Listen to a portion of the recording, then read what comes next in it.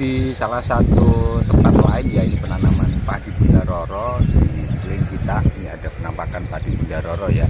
Nah, ini juga menjelang panen. Dan ini dengan adanya banyak angin ternyata juga tidak berpengaruh juga terhadap padi yang roboh gitu.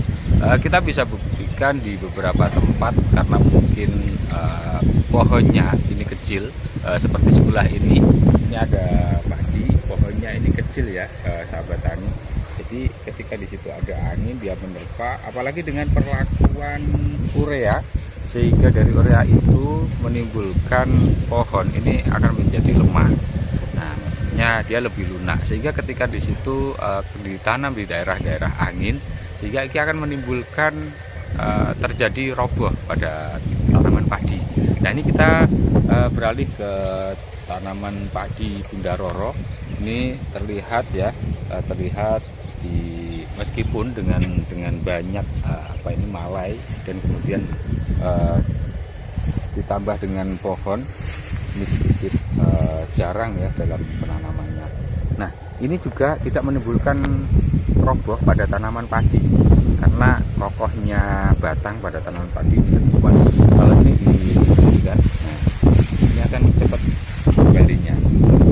Ya sahabat tani, sampai jumpa lagi. Ini akan kita melakukan perbandingan banyak di berbagai tempat. Salam. Ya ini dan cocok karo RP petani.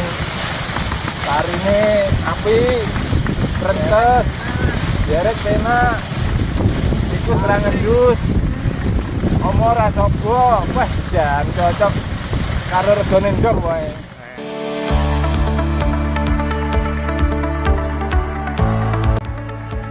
Keunggulan padi Bunda Roro yang dikembangkan oleh Kopontren Raden Abdullah Halim Kalidawir terbukti berumur lebih singkat daripada padi-padi yang lainnya. Umur mencapai 90 hari setelah tanam, tinggi mencapai 120 cm, batang kaku tahan rebah, anakan 15-20 batang, malai mencapai 400-500 bulir.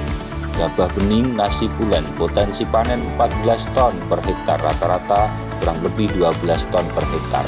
Bentuk gabah besar dan lonjong, ketahanan, tahan jamur, bles, mampu tumbuh normal hingga ketinggian 480 mdpl, perawatannya yang sangat mudah.